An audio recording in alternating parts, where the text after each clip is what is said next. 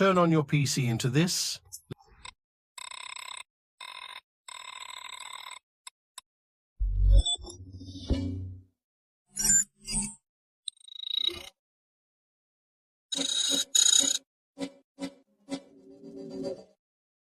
Let's do this. Search on Google, EDX UI, open first link, go to Releases, scroll down and download for your operating system.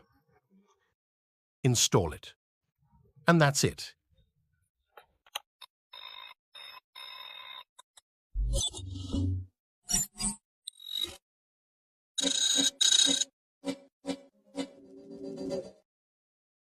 You can access your files. Running commands in this feels like a hacker. Subscribe for more quick tech videos.